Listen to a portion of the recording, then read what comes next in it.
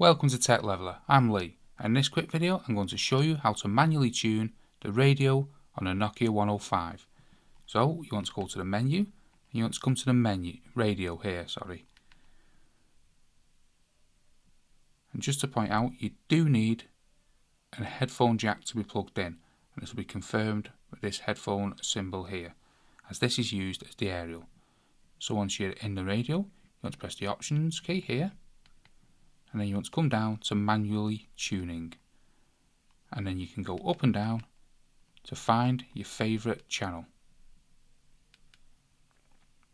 So that is how to manually tune on a Nokia 105. If you want to know how to save your favourite channel, then check out this video here. Thanks for watching. If this video was helpful to you, don't forget to smash the like button, smash the subscribe, and don't forget, check out this other playlist here where we have many other Nokia 105 tutorials.